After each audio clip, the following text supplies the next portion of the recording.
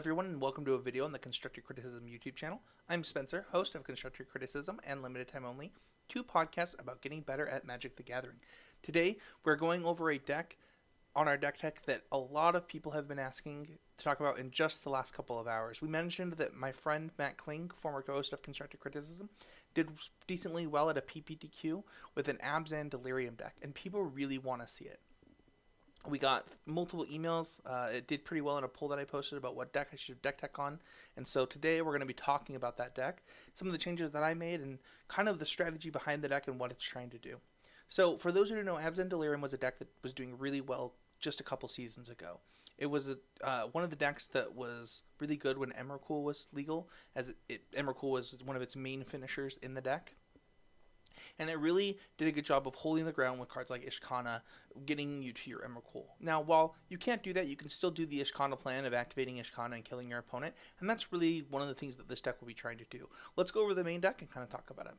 We have 4 Grim Flayer, 2 Ishkanah, 1 Kalitas, 2 Mindwrack Demon, 1 Gearhulk of the Noxious variety, 1 Tireless Tracker, 2 Walking Ballista, 3 Cast Out, 2 Vessel of Nascency, 3 Fatal Push, 4 Grasp of Darkness, 2 Murder, 4 Liliana the Last Hope, 1 Never Return, 4 Traverse the Ulvenwald, 4 Blooming Marsh, 4 Concealed Courtyard, 2 Evolving Wilds, 4 Forest, 2 Hissing Quagmire, 1 Plains, 2 Scattered Grove, 2 Shambling Vent, and 3 Swamp. Now, you'll notice a few things compared to some of the other Delirium lists you might have seen recently. This deck is playing Liliana the Last Hope over the 5-mana Liliana that just came out. I actually think that's really important to the deck because I think that it lets you gain advantage against control decks that people are playing a lot easier. You know, once you're able to double spell, you know, by playing a really important card and then following it up with this, that's really important. It gets you to be able to do that faster by having a cheaper mana cost, and it just really lets you feed your Delirium package even earlier. I also wouldn't be surprised. Matt Kling was talking about wanting to play something as simple as just a single grapple of the past in the deck, and I could completely buy that. I think that there's also a lot of zombies running around right now, both the 2-1 that comes back for 3 mana and Crypt Breaker. This card does a really good job of making sure that those cards don't matter as much, and I think that it's a perfect inclusion of the deck right now over the 5-mana Liliana. The deck's main win condition, as I already said, is probably going to be Ishkanah activations or holding the ground and just getting a win with just maybe 1 Ishkanah activation. The deck gets a lot of value from Ishkanah being able to stem the bleeding a lot and really put pressure on your opponent once it hits the board if they're not ahead. We have 2 Mindwrack Demon in the main. This is something that was a 1 of in Matt's list that I've moved through 2 of. The main reason for this is just because of the things that are going on. You know, whether it's a lot of Heart of Kiran's, whether it's Avacyn, whether it's Glorybringer, there's just flying 4/4s around, and having a flying 4/5 in your deck that you can tutor for with Traverse the Ulvenwald is really important. Noxious Gearhulk is something that I really wish that I could put 2 of in the deck, but I honestly can't. I've tested this deck a lot since in the last couple of days, and I just think that 1 is probably the right number, and you'll just have to get it back with your Liliana sometimes. And if you put Grapple with the Past in your deck, then you'll be able to recur it again. But it's a really important card in the deck, as it really switches the game from you being behind to you ahead, just like Ishkanah does. And I've really enjoyed playing with the card, and it's just a fun card to play with.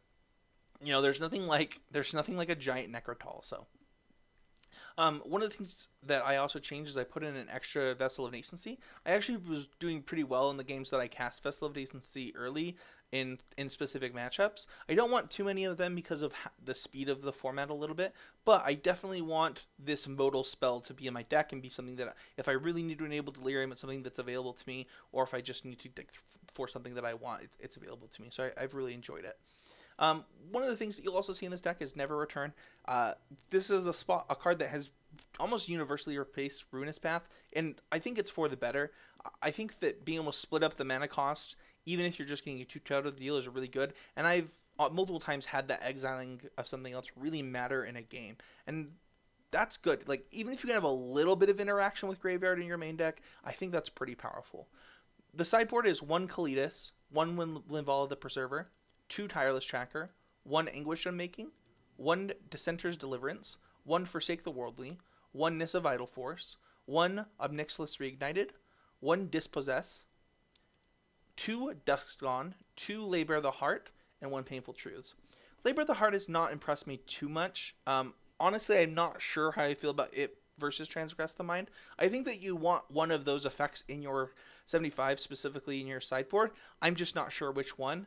I elected to do this one because I switched this out into a Dispossess before it was a Lost Legacy.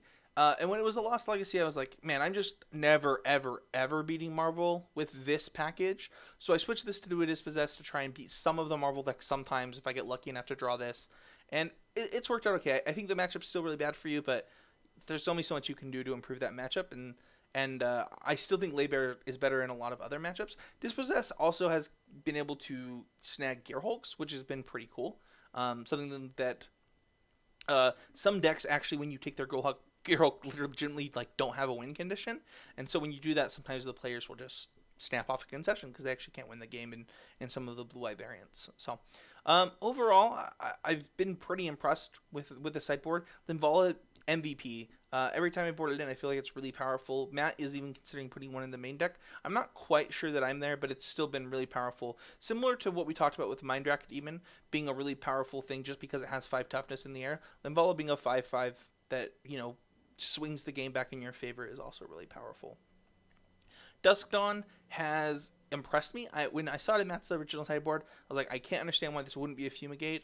But honestly, there are times where you actually can Dawn back your Grim Flayers and your Walking Ballistas and get some real advantage there. And because of that, and because I think that you specifically want this against some of those green-red decks, it's actually pretty okay and something that I'm pretty happy about. The only thing that I would say is I'm thinking about including Declaration Stones into this main deck. I think the Anguished Unmaking doesn't really fit what I'm trying to do. Even though it's an instant, it's a little bit more mana efficient.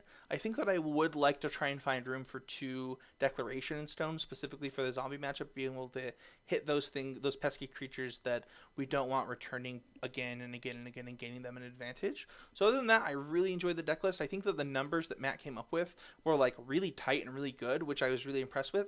When I find a deck aesthetically pleasing, with how I would imagine it to look in my head, it means a lot to me, and it makes me a lot more willing to try out the deck, and this deck really did that for me. So that's where we are at with this deck right now, at least for me. You can leave a comment. I'm sure Matt will be watching this. He'll be happy to answer any questions too, and I'd also be happy to answer any questions. So leave a comment, and we can discuss what we're doing, and thank you everybody for watching, and we'll see you guys all next time.